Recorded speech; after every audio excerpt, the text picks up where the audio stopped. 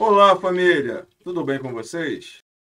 Vou falar hoje sobre um caso fora da mídia, não sei porquê. Um cidadão passava por santo. Vocês vão conhecer muito essa história, vocês vão lembrar muito dessa história. Estamos falando de João de Deus. John of God, como era conhecido internacionalmente, João Teixeira de Faria, famoso médium que morava e dava suas consultas em Abadiânia. Ele, que em 2018 foi denunciado por vários crimes, denunciado por mais de 300 mulheres. Preso em 2019, cumpriu pena durante algum pequeno tempo. Depois da sua fragilidade, pude enviado para casa para cumprir a prisão domiciliar. E lá ficou até agora. No primeiro processo, foi condenado a 19 anos de prisão. Só que ele responde por muitos outros. São mais de 300 vítimas. Alguns crimes foram prescritos. Então, essas pessoas auxiliam nos casos que ainda não foram prescritos como testemunhas. Outros ele responde ainda. Mas um caso é que parece que foi esquecido, parece que não sei como, não sei porquê, parece que foi acobertado. Hoje receberemos Maria do Carmo, presidente do grupo Vítimas Unidas. Ela que conhece essa história desde o início, ela que acompanha não só esse, mas os outros casos em que a Maria do Carmo auxilia várias e várias vítimas do Brasil e fora do Brasil também. Um grupo necessário, atua em defesa de vítimas, sendo elas homens ou mulheres, crianças ou idosos. Veremos com muito prazer aqui do Carmo. Boa tarde, Maria do Carmo, como vai? Tudo bem?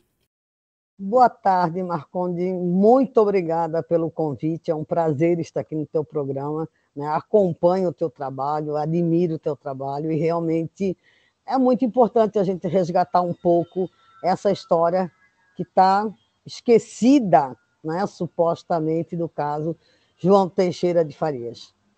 João Teixeira de Farias, nosso famoso João de Deus. Com inúmeras consultas, vivia nos noticiários, recebendo famosos do Brasil e do exterior, capa de revistas aqui dentro do Brasil e fora dela. Tem inclusive entrevista com a Oprah, falando sobre a sua mediunidade, sobre tudo que fazia, sobre o bem que dava às pessoas. Já que ele não cobrava por suas consultas, né? Pela sua consulta mediúnica. Não cobrava.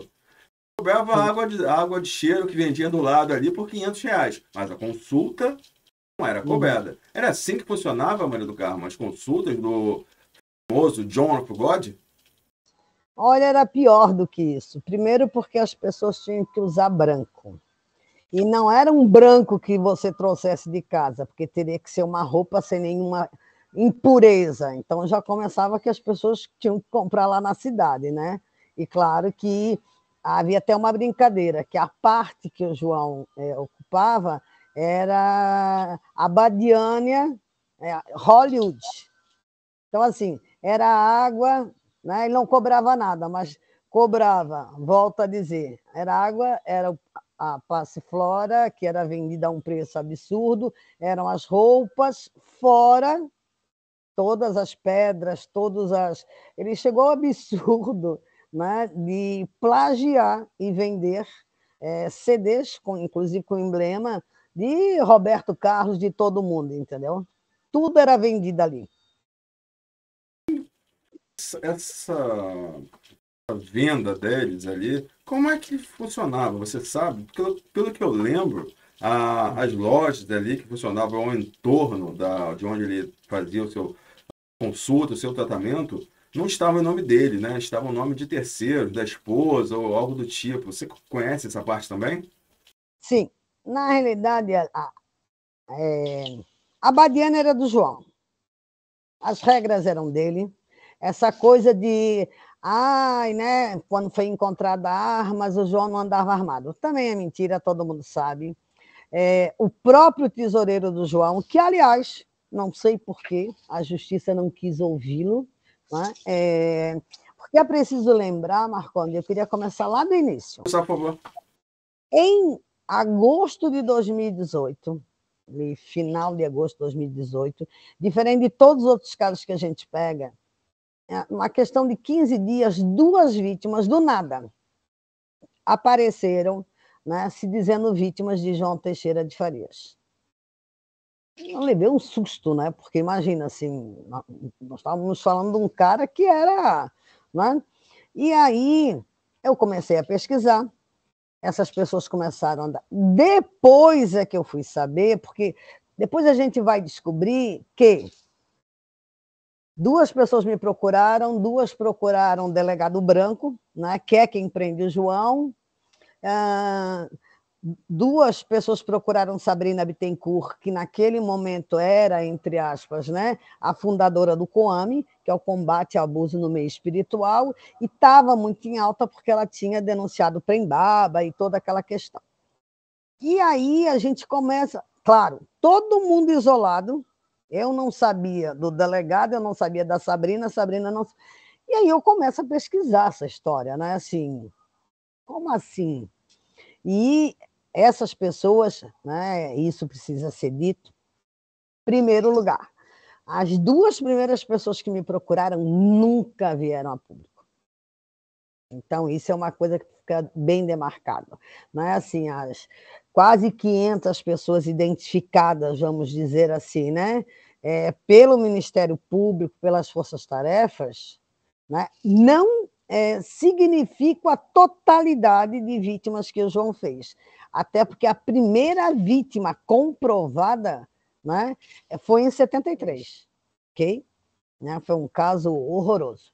Então, o que acontece? Né? Todo mundo está ali investigando, né? Separadamente, sem saber, e depois eu vou saber que, e tem os áudios, tudo isso, a Sabrina começa a trabalhar com as 2 primeiras jornalistas, e que eram as jornalistas que iam dar esse furo, ok? Que foi a Cris Fili, que escreve um livro sobre, e Helena Borges. Elas eram os contatos. Eu tinha um problema naquele momento que é Vana, né, nossa fundadora, que deixou a gente agora em janeiro, que partiu, estava em Portugal, Sabrina estava fora do país, a única pessoa que morava no Brasil era eu. E aí eu tenho um hábito, porque a minha formação é em psicologia, eu sou mestre em história e doutora em educação. Quando a coisa, porque aí tu conversa com uma pessoa que conhece outra, e havia uma coerência, e aí no instante eu chego numa guia nos Estados Unidos, havia uma coerência que é algo que o caso Roger é um paradigma e ficou como um paradigma para o judiciário, que foi, e isso aconteceu no caso João. Eram muitas mulheres que nunca se viram. São vítimas, João fez vítima de 11 países diferentes. E elas contam a mesma história. Só para entender, foram 11 países, mulheres de 11 países? Ele fez vítimas, a maioria das vítimas brasileiras que denunciaram foi São Paulo e Brasília. Mas ele fez vítima em 11 países. E aí há aquela coisa, como eu sou professora doutora aposentada, tem um hábito do cachimbo que a gente carrega das nossas profissões. O que passou pela minha cabeça? Porque aí eu vou tendo, né, contato com várias pessoas muito apavoradas, e elas diziam isso, sabe? Era muito engraçado assim. Ai, não, peraí, Maria do Carmo. Porque naquele momento havia uma situação em Abadiânia que era o seguinte, isso não se conta. Eles chegavam ao ponto de parar pessoas na rua, mandar a pessoa desbloquear o celular para ver se elas estavam teclando comigo. A situação foi indo, e eu dizia assim, gente, não é possível que... E aí vem relatos, né? Porque o João foi denunciado por assassinato, tráfico de urânio, ligação com tráfico de drogas, com tudo que você possa imaginar. Ele foi denunciado. E é quase icônico, né? Em muitos processos, ele entra como denunciado e ele sai quase como assistente de acusação. Então é uma coisa... Sim, não entendi esse pedaço. Ele entra como suspeito e ele tem um modus operandi que é o seguinte. Por exemplo, houve um taxista que diziam que teria supostamente um caso com a esposa dele. Esse taxista é assassinado, certo? E aí, claro, pessoas colocaram que foi João de Deus, porque ele estava... Os caras fogem, inclusive, com o táxi. Haviam pessoas, né, e etc. E qual é o modus operandi do João? Quem é que ele pega de testemunha? Quem é que ele leva para um cartório? O próprio pai e o próprio mãe do assassinado deram uma declaração a João Teixeira de Farias que não havia a menor dúvida de que eles eram amigos. Eles eram? Que eles não eram, que eles eram amigos. Assim. O João é preso com 1 tonelada de autunita. Certo? Ele estava armado, e em todas as cenas ele está armado. Aí, quando apreendem a arma na casa dele, ele diz que não era dele, né? Eram de pessoas que queriam se matar.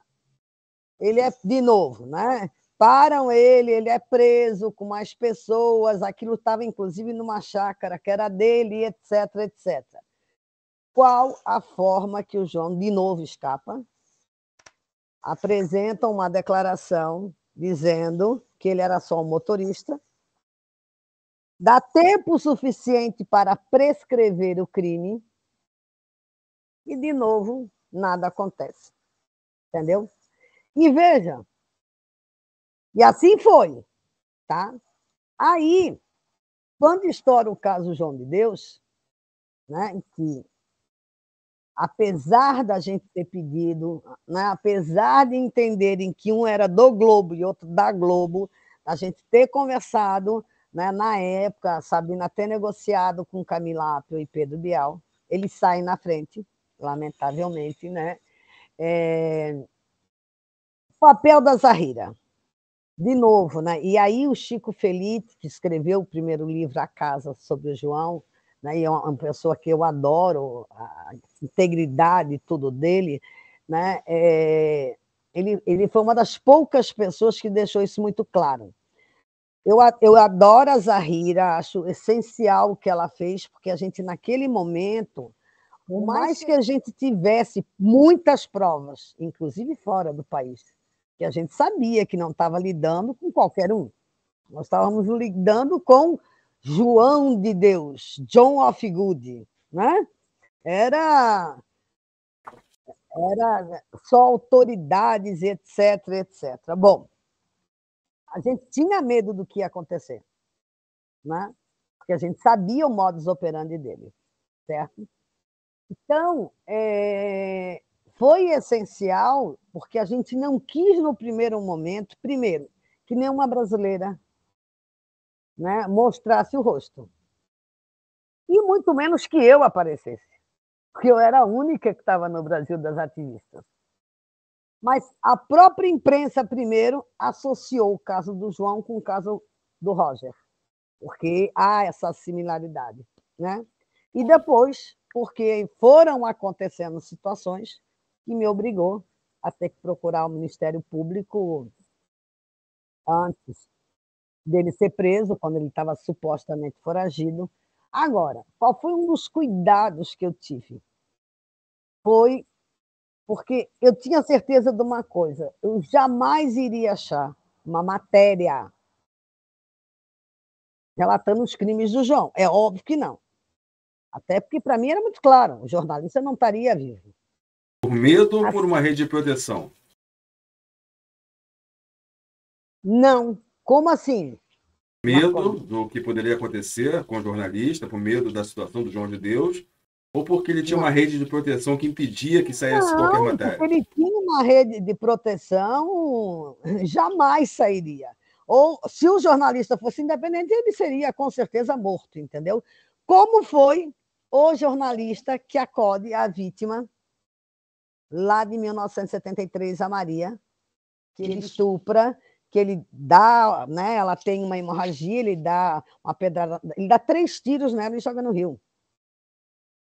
E aí um pescador vê, consegue salvar, e aí vai para a BR para pegar, tentar que alguém pare, e aí quem para é um jornalista investigativo, entendeu?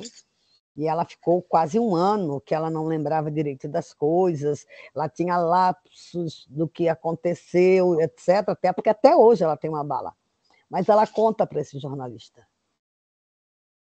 Depois, quando ela, um relapso, ela conta para esse jornalista e etc., e ela vai lembrando do nome dele, e eu vou pesquisar, inclusive com uma documentarista, esse cara foi assassinado. E ele foi atrás do João, ele contou para o João que ele sabia. Agora, o que me dava muito medo naquele momento? Como eu sabia que eu não encontraria a matéria, mas como professora doutora, as redes sociais hoje, se você tiver paciência e obstinação, elas falam. Mas elas não falam somente, Marconde, daquilo que eu estou falando, do que você está falando. Quando a gente vai depois para os comentários, é que a gente pode analisar, inclusive, uma sociedade. Né? E aí eu comecei uma saga. Eu passei quase 3 meses lendo comentários de artigo por artigo do João. Até que eu achei, e eu posso te dizer isso, porque isso eu encaminhei oficialmente, entendeu? Para autoridades. Eu achei no Brasil e fora do Brasil. Há um artigo da revista Galileu sobre todos os milagres do João, de 2008. E aí tu vai para os comentários. Um ano não tem nada, um ano e meio não tem nada, até que começa a entrar lá por meio de 2009 um anônimo. E esse anônimo, todo mundo santificando o João, e ele começa principalmente as loiras, principalmente as estrangeiras. E ele vai, e as pessoas vão batendo nele, e ele vai contando, até ele chega ao ponto, veja, nós estamos falando agosto, setembro, mais ou menos ali final de outubro. Ele chega a um ponto que ele perde a paciência e diz assim, e ele descreve tudo, ele descreve a sala, ele descreve tudo, que ele perde a paciência e diz assim, o João é tão santo que matou o delegado Borjão no pátio da casa do Inácio. Ele não só escreve, como descreve, né? Não, ele escreve, descreve. Por isso que eu posso dizer isso, porque está escrito por ele. E está escrito antes de acontecer o programa do Pedro Bial. Ele diz, ele é tão santo que ele matou o delegado Borjão, que nem era delegado, era um tenente que funcionava, o sócio Mário Reis, que era o dono da lanchonete, que é a mulher que criou a história da Casa da Sopa, e o próprio sobrinho, que o avião caiu, que é Urubatã. Aí ali eu... E a partir dali, várias pessoas foram entrando e vítimas e contando. Tipo, não. Claro, muita gente continuando batendo no cara. É até bem interessante depois que história e escândalo você relê. Então, ali eu já sabia que a coisa não era brincadeira. No meio dessa caminhada, a gente começa a ser procurado, é muito interessante. Do nada aparece uma guia me procurando, sabe assim, ai, passava horas chorando, porque segundo as origens dela, ela nem podia nem se envolver em escândalo. Mas sabe assim, gente, são 30 anos como psicóloga e como ativista. Sabe quando a coisa não bate? Fica mal contada? A história está mal contada, por quê? Porque ela ainda está levando gente lá. E aí quis o destino, para azar de João, que eu não posso ver ele nessa cama. Porque olha que interessante, só antes de eu esquecer. O João é preso em dezembro de 2018, certo? Fica 1 ano e pouco preso. Durante esse 1 ano e pouco preso, ele deve ter ficado metade do tempo internado, preferencialmente no Sírio-Libanês em Brasília, porque ele estava para morrer, né? Sim.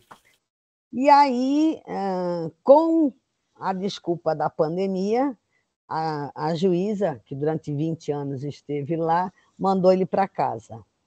Nesse meio tempo, e isso já faz o quê? 3 anos, né? Ela, Ele foi pelo que eu me lembro, me corrija, ele foi para a prisão domiciliar em meados de 2020. Por sim, conta da ali, dignidade humana, como se todos os presos merecessem ir para casa por sim, conta da pandemia. E o Estado não pudesse sim, dar proteção ou cuidados de saúde às sim, pessoas que estão ali acauteladas. Mas ele teve uma medida ali especial. Ele já ficou, como você disse, ele já ficou metade do tempo dele que estava preso, ele não ficou preso, ele ficou no hospital. A outra metade ele exatamente, ficava indo e voltando do hospital também. exatamente, entendeu? Até que o Ministério Público conseguiu, né, que ele fosse avaliado pelo sistema público e disse, olha, não há nada, né? Assim, o cara teve um câncer, o cara teve isso, teve aquilo, teve.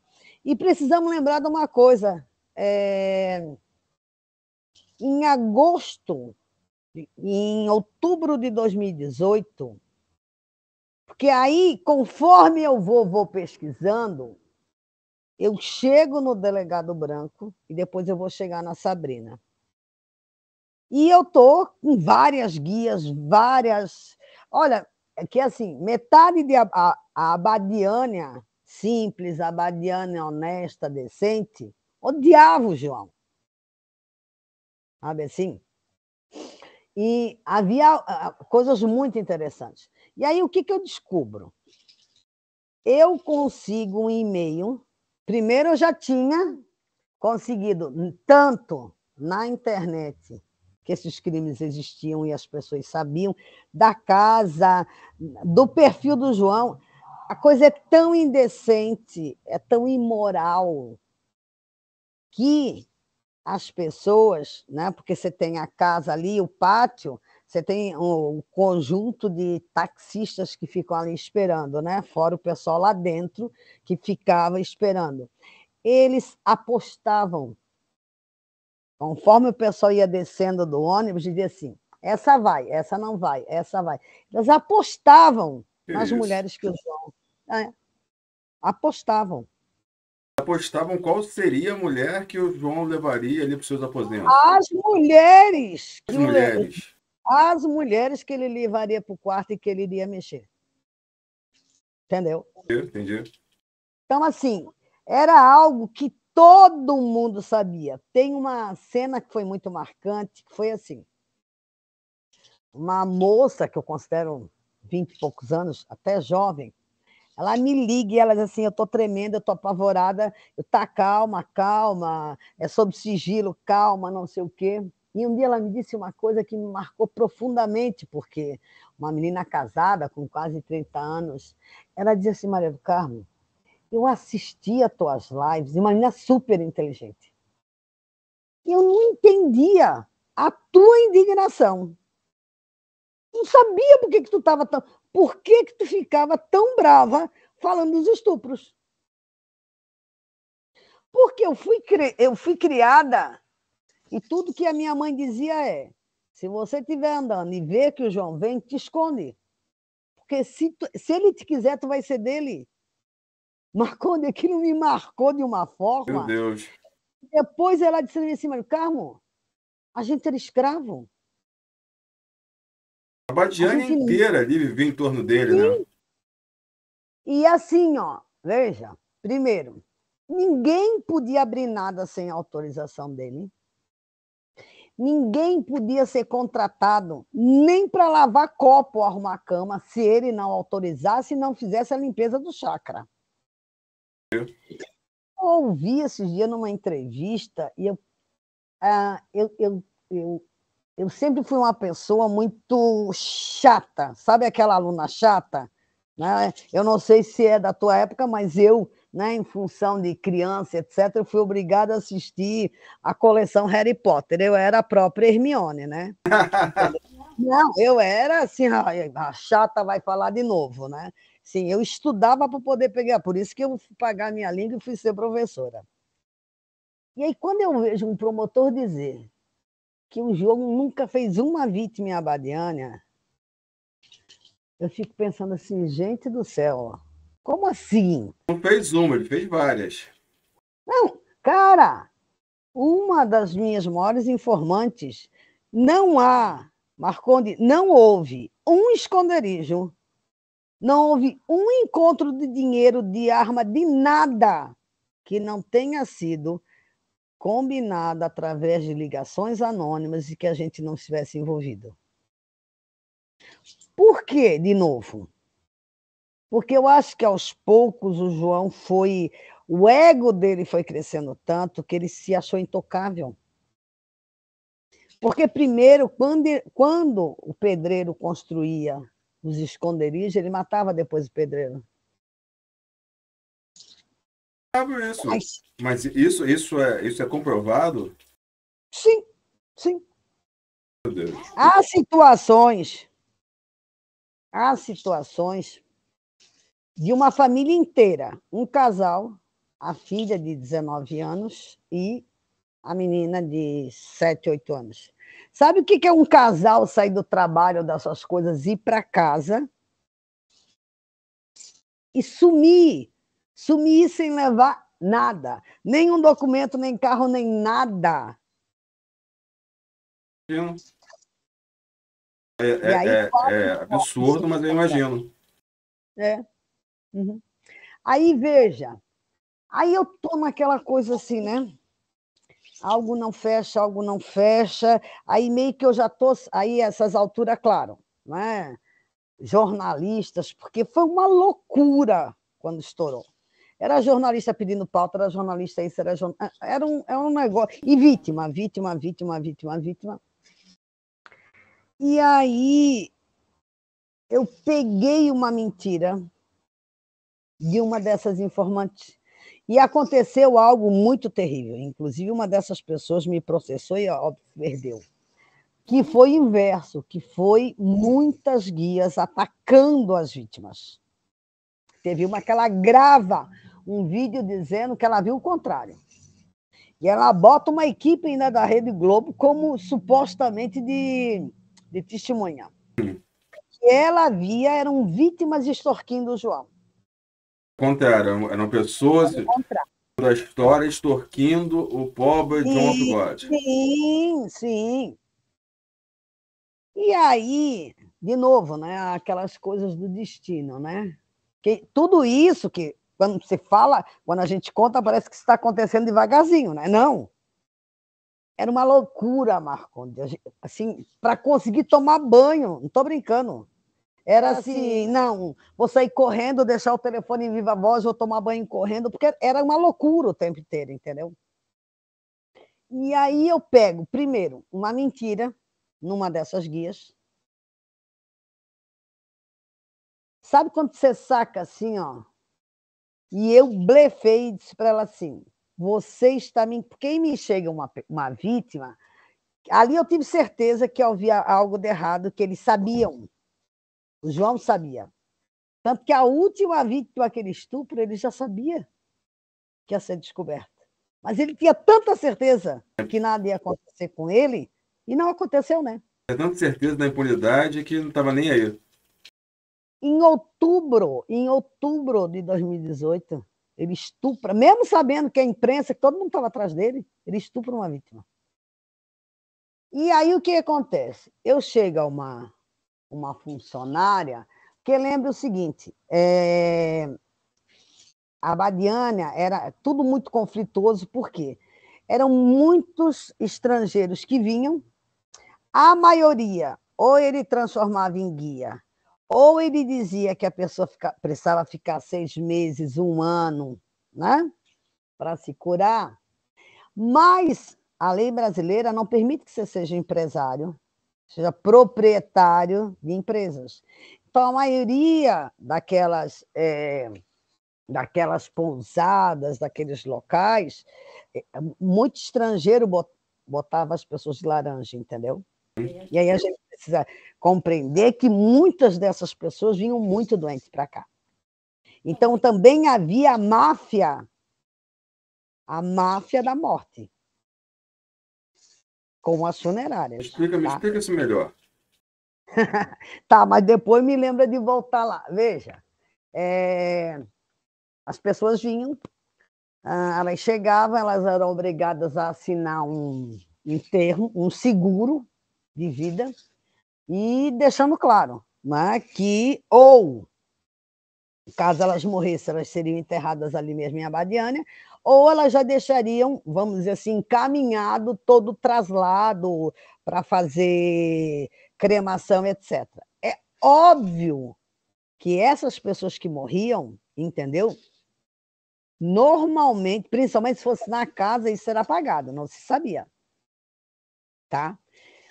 Agora, só que não dava para o João controlar tudo. Por exemplo, ele ficou anos enganando um paciente norte-americano que tinha ela, né? Esclerose lateral amiotrófica. E claro que esse cara sacou, tanto que ele tentou salvar muitas vítimas, né, do que estava acontecendo. E quando ele volta para os Estados Unidos, e lá eles têm uma mania de quando você morre, tem um memorial, né? E você escolhe o que você quer. E o que ele pede de memorial é que faça uma página na internet com Stop John F. Good. Parem, João de Deus. E lá ele bota muita coisa. Lá tem uma história que é assustadora. Entendeu? Esse é um dado. Então, veja, por exemplo, a Nelore Bodman, né, de novo, que foi a. Ela leva um tiro no queixo, ok? Uma noite da Copa, na rua. O policial militar e o outro ajudante, eles pegam uma mulher numa estrada de terra, sangrando, viram, olharam e botam aparentemente morte natural e manda para Nápoles. Aparentemente, morte natural. Entendi. Entendeu? Está lá no laudo deles. Eles botam aparentemente morte natural e mandam para Nápoles. Em Abadiânia, a mulher morreu de morte natural, né? Bom, só que aquelas coisas que às vezes tu esquece de combinar com um parceiro, né? Essa estrangeira, ela vem para o Brasil porque o filho era drogadito e ela achava que ela poderia ter a ajuda do João. Só que ela descobre que não, rapidamente, sabe aquela pessoa muito rápida que descobre que ele é. E ela começa a dizer a todo mundo que ela está indo na Lan House e mandando, né, para o pessoal, tipo, não venham para a Badiânia porque eu quero uma farsa. E aí ela leva esse tiro, não é roubado nada dela, só que a dona da pousada que ela estava escuta que uma mulher morreu de morte natural, né? Morte morrida, como diz o outro, e uma pessoa que estava na pousada dela não voltou. Ela vai para o IML e volta e diz: não, não foi morte natural, não, ela levou um tiro no rosto. É tipo assim, cinco facadas nas costas, foi suicídio. Assim, né? Não, tem uma pior. E eu provo, de novo. A pessoa se enforcou numa altura de quase 4 metros. Só que não tem uma cadeira, não tem uma escada. Ele levitou, foi lá, passou a corda no pescoço, é encontrado assim, entendeu? E não tem nada no chão. Tanto que está assim, no atestado de óbito, a morte, como é? Morte a ser explicada por exames. Que exames? Não, eu tenho esse atestado, eu posso lhe É dizer. absurdo assim, isso. Assim como eu sei quem matou. Mas as autoridades não querem saber. Aí, veja, vamos voltar à guia. Aí eu chego numa senhora, porque por causa dessa questão deles não poderem, né? E ela trabalha muito pobre. Eles faziam isso muito com as pessoas muito carentes de lá. Né? Eles não tinham caráter nem para isso. Né? Então, essa coisa de que muita gente não denunciou o João porque tinha a contrapartida do bem que ele fazia, não. Muitos não denunciaram para não ser mortos. Muitos não denunciaram porque ganhavam muito dinheiro com isso. É muito simples. como a fórmula d'água. E isso envolve muita gente, inclusive, porque o que a gente sabe é, se só, mesmo sabendo tudo o que ia acontecer, tendo 4 meses para se preparar, foi achado em dinheiro 1,5 milhão, tu sabe que ter um amigo desse, por exemplo, para você fazer política? É uma beleza, né? Bom, o que acontece com essa senhora? Ela trabalha lá numa pousada, ganha uma miséria, é óbvio, né? Ninguém tinha carteira assinada, tinha nada. E ela vê a dona da pousada, e ali ter uma pousada era. Mina de ouro. Imagina, né? Os caras tinham agenda, eu estou falando de 2018, até 2023. Tá bom. E do nada, essa dona da pousada diz essa senhora, a empregada, que a irmã está muito doente, ela vai ter que ir embora. E se a mulher não queria pegar, ia arrendar. Ela passava para a mulher. E em vez de pagar as dívidas trabalhistas que ela tinha com a mulher, ela tinha coisas lá que eram dela, né? Não do dono da pousada, e a coitada lá da mulher achou que tinha ganhado na loteria, né? Imagina, sim. Ou que patroa boa. E aí, claro, não deu 2 meses, estourou o escândalo, né? Quando eu soube disso, e mais os dados que eu tinha daqui lá, eu botei uma guia na parede e disse: você sabia, você está mentindo para mim. Não deu. E aí ela me mandou os prints. Ai, não, é porque eu fiquei com medo, Baradigo, abra o jogo. Abra o jogo. Aí ela mandou os prints. Eu não vou dizer o nome em respeito, porque a pessoa é de uma das famílias mais tradicionais, inclusive politicamente, em São Paulo. Essa pessoa que ia para a Badiânia com ela, cobrava a ela que história é essa, e que estava sendo feita uma investigação e que sairia um escândalo de que João estuprava as mulheres. E aí ela manda para a assessora de imprensa do João, que responde: não, isso é uma funcionária que foi colocada para a rua. E aí o que a gente vai descobrir? Que, para se aparecer uma pessoa que tinha lido aquele recado da Zahira, entendeu? Liga, porque foi a única coisa honesta que o João disse nesses anos todos. Desde que estourou o caso, ele diz isso. Que a única coisa que ele sabe é que ele foi ameaçado por um homem que ligou. E teve um babaca, entendeu? Que ligou tanto para lá como para pousadas e avisou. Porque ele queria ser o Bambambam, que a casa ia cair. E aí, aí o que aconteceu? 2 pessoas conheciam pessoas que conheciam o meu trabalho, 2 foram procurar o delegado, quem conhecia o trabalho da Sabrina foi buscar a Sabrina, foi onde a coisa se movimentou, entendeu? Onde começou a ganhar corpo. Sim, porque aí o que aconteceu? Eu mesmo, se você pegar, meu Deus, metade da cidade de Abadiânia e mais 1/3 do estado de Goiás me segue. E aí as pessoas começaram. Porque aí tem o quê? Aí tem a sobrinha do vizinho que você vê lá no Mirante, das terras que o João sempre... E aí começa. Entendeu? E aí é interessante porque, assim, você tem uma multiplicidade de atores, tá? Que contam um pouco as coisas picadas, mas todos contam a mesma história. E aí uma vítima foi puxando a outra. Chegou uma situação, porque aí foi interessante. Eu fui avisada em janeiro de 2019. Maria do Carmo desiste. Já ficou acordado que não tem mais como salvar o João dos crimes sexuais. Mas vai parar aí. Nossa. Tudo assim meio que armado. Sim. Porque aí, de novo, tem assim, ó.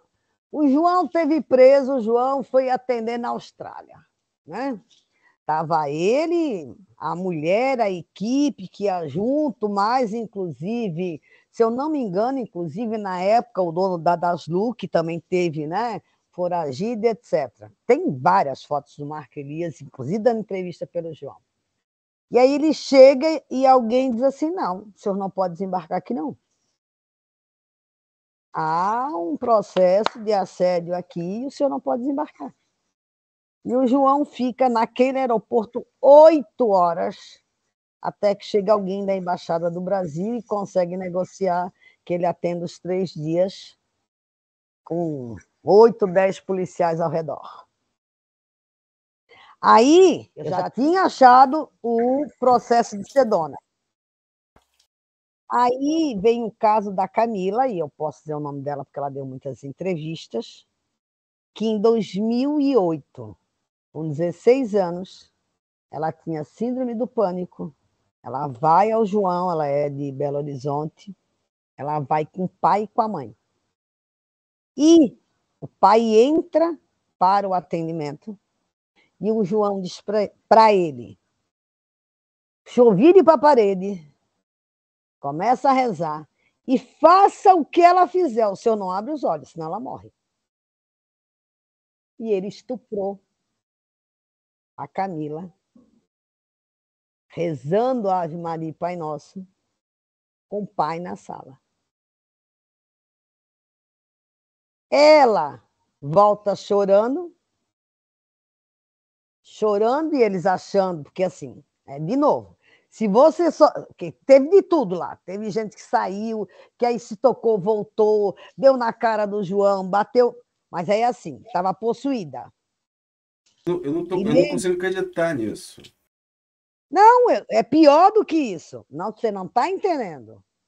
Aí ela volta para casa, chorando, a família estranhando, mas até que ela queima a roupa com que ela estava. E a mãe chama ela e ela conta. A mãe liga para o pai, contam e eles entram na justiça. Ok? Sim. E, primeiro que o delegado, depois de um ano que chegou lá, queria um exame de corpo de delito. Depois de um ano. Claro. Segundo que, no final do processo, essa juíza, ela reconhece, veja, não é que ela diz que não houve, não. Ela reconhece que houve o ato, né? Mas que não teve fraude porque ela podia ter berrado pelo pai. Inocente o João. É isso. Sim. Não, isso é só o começo. Teve uma outra vítima. Por que o filho do João vai preso? Veja que eu estou picando só histórias, por isso que eu te digo que dá para fazer, no caso do João, para saber tudo mesmo, tinha que fazer assim, olha, né? Vamos pegar esse caso, relate aí, porque são casos gravíssimos. Eu tenho uma vítima, eu tenho uma mãe, eu tenho um pai, eu tenho um marido que ela se mata. Ela vai para lá, ela volta, em crise, em crise, em crise, e ninguém sem entender, porque, claro, ela tinha tido uma outra perda mais, e assim, ninguém consegue associar. Uma única vez, no desespero, numa crise, imagina uma pessoa começa a fugir em São Paulo, né? É perguntada a ela, né? A pessoa diz assim, sabe? Imagina que a gente é muito amiga, eu te digo, Marconde, me diz o que está acontecendo, eu quero te ajudar. E eu te digo assim, não posso, porque a guia. E o máximo que eu acho é que tu tá mais louco do que eu pensava, né? Porque que uma guia ia te, sabe, te ameaçar? Tá louco? Até que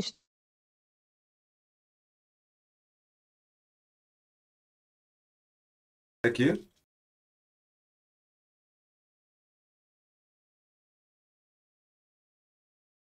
dia. Um dia, achando que ela estava melhor, a pessoa não esperou um chegar do plantão para sair e ela se matou com uma Meu faca. Deus. Meu Deus. Então, assim, é tanto caso, é de uma gravidade. Eu tenho uma vítima e ela... Pois eu entro porque que o Sandro foi preso. Ela foi estuprada, ela volta para São Paulo e ela faz um boletim de ocorrência em 2007.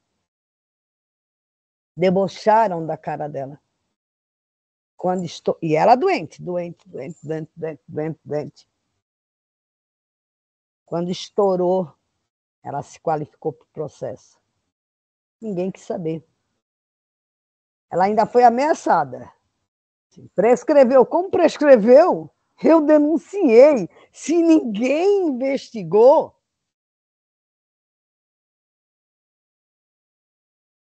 há uma... Eu não sei se tu lembra, mas assim que o João foi preso, não deu um mês o filho foi preso. Por que foi preso? Foi preso porque uma vítima... E aí, assim, ó, isso está no livro do Chico Felitti, dito por um dos administradores da casa. Todo mundo sabia. Até porque, Marconi, imagina uma coisa. O João mal e porcamente fala português. Sim. Ele mesmo diz, certo? Como é? E aquela casa é um labirinto. Sabe assim, é um labirinto. Tu quer me dizer... Eu encaminhei uma vítima, ela quase deixou a gente doida no final do ano, que o Ministério Público de São Paulo, para ouvi-la, teve que contratar intérprete, porque ela só falava alemão. Tu quer me dizer como é que o João estuprou vítima de 11 países? E a casa tinha tradutores para todos os idiomas. E esses tradutores levavam a pessoa até a sala, depois pegavam, certo? E não percebiam. E ninguém percebia nada. Ninguém via. Não, ninguém. E mais, tem uma vítima, que é a que foi estuprada 20 vezes, e no primeiro estupro, o pai dela teve um tumor cerebral. No primeiro estupro, ela se desespera, né? Ela tinha ido uma primeira vez, onde João disse que ela tinha que voltar muito mais vezes, até porque o pai dela era uma autoridade. Ela se desespera, não querendo ir para casa, desesperada como estava, foi para o hotel, onde ela tinha ficado, e contou para a dona da pousada. A dona da pousada deu na cara dela, quando ela cala a boca. Gente. Ela volta desesperada, senta chorando. Alguém vê, porque sempre tem alguém que vê, e leva para onde? Para a enfermaria. E ela conta para a enfermeira. E a enfermeira diz, pelo amor de Deus, te cala, te cala, te cala. A semana passada, né, uma estrangeira sumiu porque estava dizendo a mesma coisa, te cala, te cala. A estrangeira que sumiu foi aquela, né? Não, um monte delas foram colocadas dentro do táxi e levadas embora porque não se calavam, sabe assim? Não dá para mensurar, porque assim, ó, tem imbecil, desculpe, que eu só posso considerar como imbecil, né? Primeiro que as pessoas não compreendem que o conceito de estupro mudou, que a gente entendia estupro sempre como algo com penetração, e hoje não é mais isso, né? E ninguém compreende o que é uma tara, que a pessoa fica assim, então ele era o quê? Ele era um garanhão, né? Transava e estuprava 10, 20 por dia? Sim. Então, uma tara. Porque ninguém, sabe assim, e tem um dado que, para vocês, homens, é cruel. É muito difícil você provar. Você pega lá 10 homens. É muito difícil um homem provar só descrevendo as partes íntimas de uma mulher, entendeu? Se realmente ele viu ou não. Mas nós, mulheres, é mais fácil, concorda? Sim. E o João ainda tinha esse azar. Não há dúvidas, quando você conversa com uma vítima e entra em detalhes, se ela viu ou não ele de calça riada. Por que que o... Aí você pergunta assim, né? Como já me perguntaram. Tá, Maria do Carmo, você está me dizendo que ninguém fazia nada? Não, é pior. Brasil. Não, é pior. Primeiro, né, assim, que eu apanhei, o que eu fui perseguida por mulheres de administradores, braço direito do João e turma, eu e a Sabrina, foi um negócio... Olha, foi um negócio desumano, tá? Mas uma vítima de São Paulo, por isso que, assim, as histórias, se não fosse trágico, seria cômico. Os detalhes das histórias. A vítima vai estuprada, ela vai para lá com uma amiga que mora em Goiás. É ela estuprada pelo João. Ela sai, que algumas congelam, entra no carro, ela está indo embora e diz não. A amiga diz assim, o que está acontecendo? O que está acontecendo? Ela diz, volta. Ela vai, ela conta ao braço direito, que foi 8 anos vice-prefeito da cidade. Ela gravou, está gravado. Já saiu em rede nacional. E ele diz, não, tu não entendeu. É João de Deus. Tudo que ele faz é de Deus. E ela diz, não, vocês têm que fechar essa casa, esse cara é louco. O negócio é tão surreal que ela chega ao ponto, quando ela vai confrontar o João, ela, amiga, e ele começa a chorar, e esse é o... que eles rezam.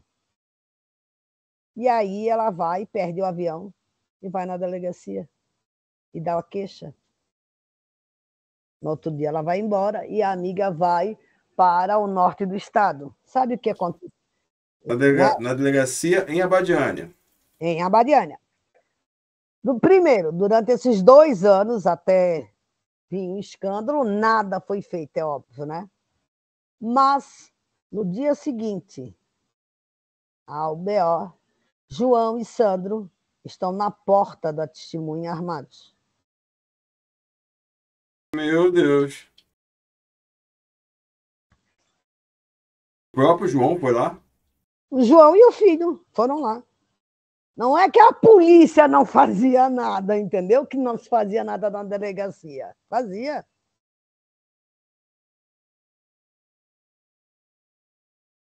Fazia, entre aspas, né? Não, fazia assim, João, vem cá, ó, fosse denunciado, tá aqui o endereço, faz alguma coisa aí, te vira, entende? E aí, para dizer assim, ah, tá, mas tá só nisso? Não. Eu não sei se você acompanhou, mas eu posso te mandar as filmagens, tudo. Né? Veio muito pesquisador, veio muita gente do mundo inteiro estudar, né? Aquela farsa do João botar a tesoura, aquela coisa toda, né? Hum. Quem estudou anatomia sabe que se o cara souber, entendeu? Realmente a gente tem um espaço que não tem nada. Pode botar.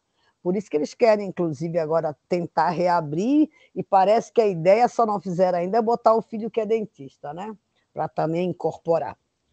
E aí vem para o Brasil o Jeffrey Goldfrey, que é psiquiatra e chefe da psiquiatria do Hospital de Harvard. Harvard, tá? Não é o do São João, nem. Não. Ele vem com outro médico, fica aqui estudando o João, estudando as técnicas, vendo.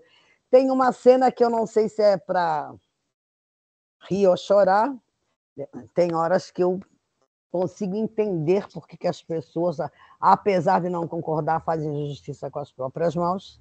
Há um momento em que ele está de branco andando assim, né?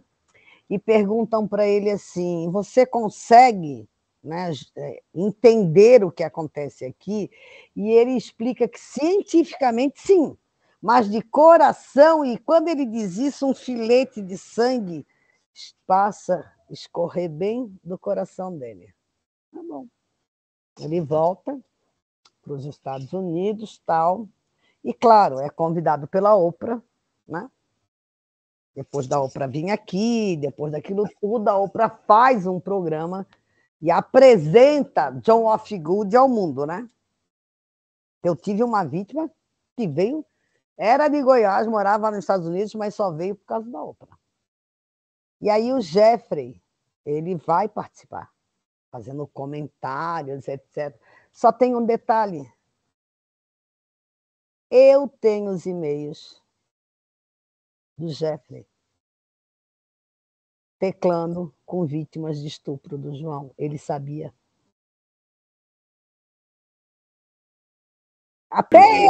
Até ele sabia, e ele indica, inclusive, outra pessoa que sabia, etc. E mais, é informado que não é para fazer a denúncia em Abadiânia, que todo mundo era do João. Essa vítima ela tem dupla cidadania. Ela faz uma queixa oficial, e eu tenho dia, data, tudo isso que eu estou te dizendo, eu mandei para o judiciário.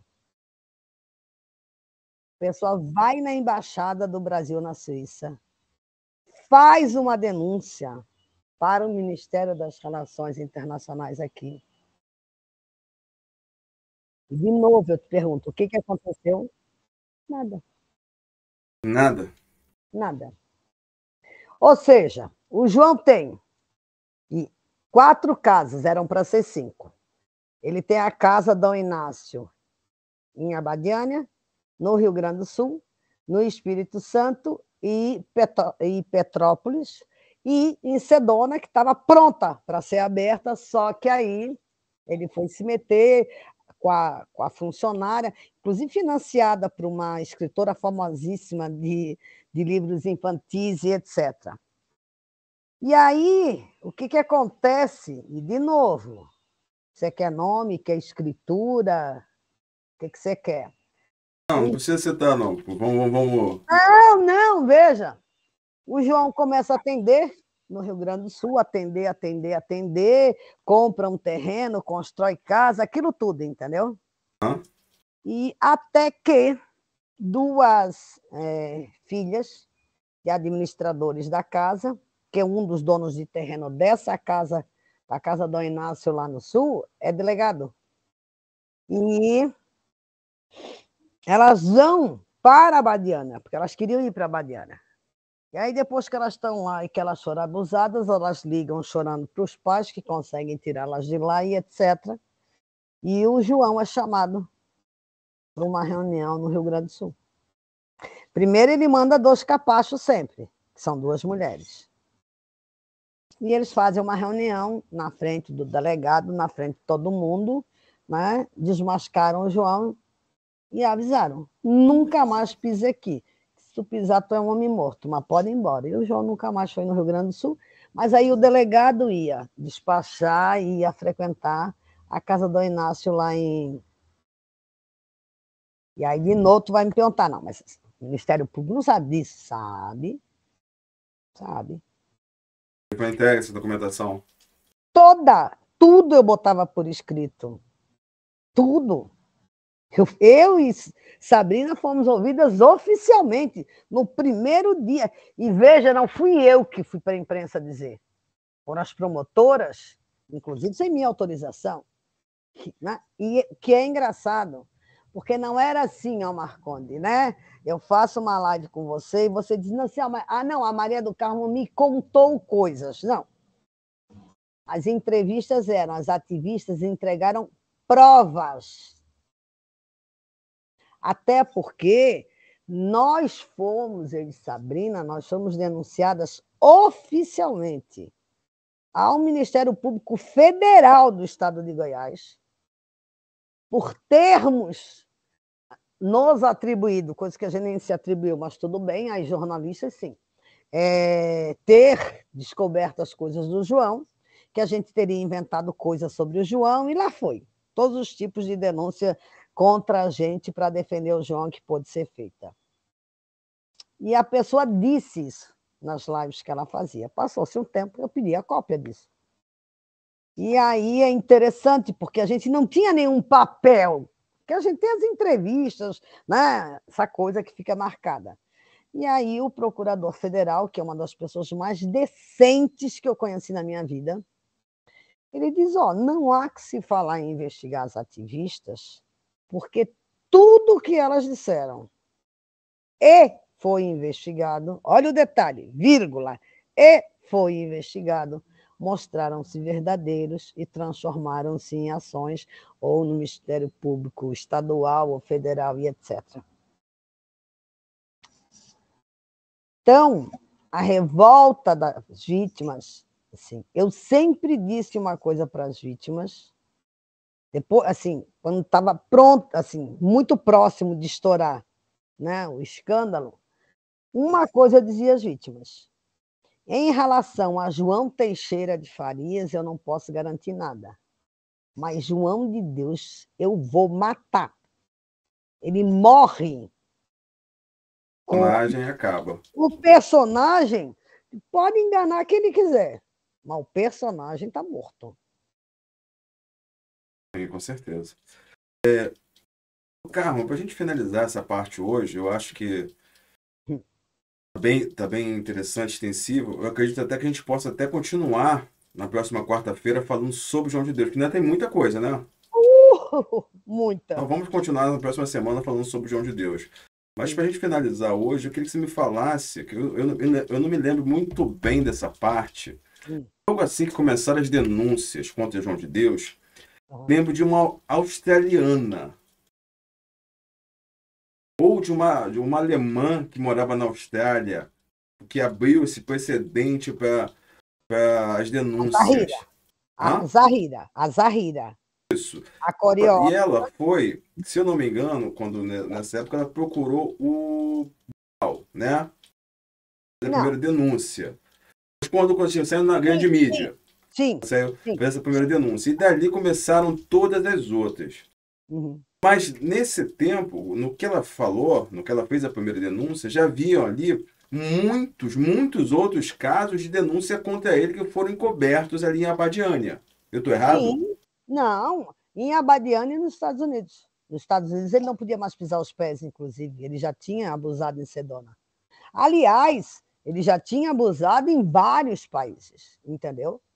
O problema é, de novo, assim, tem um programa que vale a pena assistir, que é os 60 Minutos. O cara vem para o Brasil, porque ele está sabendo, né?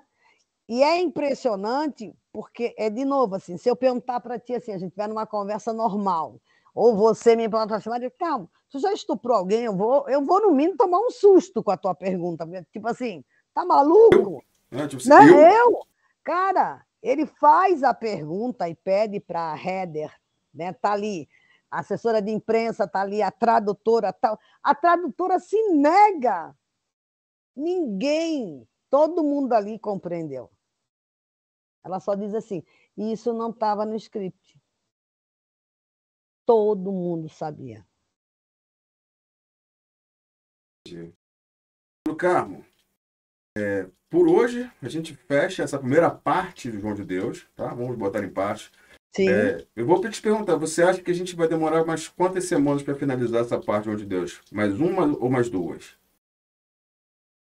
Olha, é que é tantos detalhes.